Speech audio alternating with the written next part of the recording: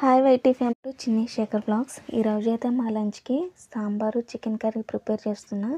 First అయితే శుభ్రంగా కందిపప్పుని కడుక్కోవాలి. కుక్కర్లో అయితే నేను ప్రిపేర్ చేస్తున్నా, ఎందుకంటే ఫాస్ట్గా అయిపోతుందని. కందిపప్పు వేసుకున్నాక తగినన్ని వాటర్ పోసుకొని పసుపు వేసుకోవాలి. పసుపు వేస్తే కొంచెం త్వరగా ఉడుకుతుందని. నానబెట్టుకున్న కందిపప్పు అయితే 3 విజిల్స్ వస్తే సరిపోతుంది, లేకపోతే ఒక 5 విజిల్స్ వరకు రావాలి. కుక్కర్ పెట్టేసుకొని ఒక మూకుట్లో ఆయిల్ పోసుకొని సాంబార్కి కావాల్సిన కూరగాయలన్నీ కట్ చేసి పెట్టుకున్నాం కదా. ఈ లోపల చూడండి, మా పాప వచ్చి బెండకాయలు కట్ చేస్తా అంటుంది. బెండకాయ తీసుకొని వెళ్ళిపోయింది కట్ చేస్తానని. నేనైతే ఉల్లిపాయ, బెండకాయ, పచ్చిమిర్చి, ఆనపకాయలు అయితే వేసుకుంటున్నా. ఇప్పుడైతే అవే ఉన్నాయి. మీరు కావాలంటే ములక్కాయ, టమాటా, ఇంకా చాలా రకాలైతే వేసుకోవచ్చు. ఇవన్నీ వేసుకొని పసుపు వేసుకోవాలి. మీలో ఎంతమంది ఇలా ఉల్లిపాయలాగే తింటారు? నాకైతే ఇవే అలవాటు. ఎప్పుడు చేసినా నేను ఇలా ఉల్లిపాయలాగే వేస్తాను. ఇందులో కొంచెం పసుపు వేసుకోవాలి, ఎందుకంటే మగ్గుతాయని, త్వరగా మగ్గుతాయి కూరగాయలు అనేవి పసుపును ఉప్పు వేస్తే. వీటిని ఫస్ట్ కలిపేసి ఒకసారి మూత పెట్టేయాలి. అవి మగ్గేంత వరకు ఉంచి ఒక 5 నిమిషాలు ఉంచామంటే మగ్గుతాయి. ఈ లోపల కుక్కర్ విజిల్ అయితే వచ్చేసింది.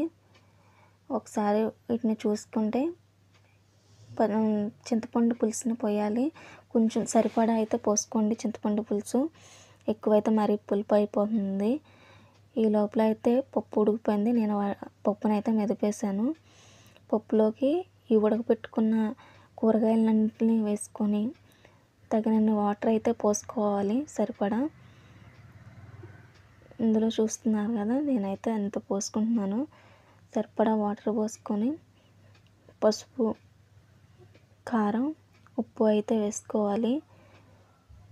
చూసుకోండి, ఎందుకంటే పచ్చిమిర్చి వేసాం కాబట్టి సరిపడా కారం అయితే వేసుకోవాలి.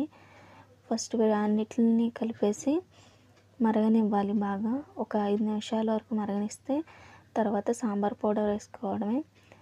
ఈ లోపల ఇంకో మూకిట్లో ఆయిల్ పోసుకొని తాలింపులకు కావాల్సినవన్నీ వేసుకొని తాలింపు వేసుకోవడమే. సాంబార్ రెడీ అయిపోయింది. ఒక మూకిట్లో ఆయిల్ పోసుకొని బాగా హీట్ అవ్వనివ్వాలి. బాగా హీట్ అయితేనే ఉల్లిపాయలు అవి బాగా ఎగుతాయి.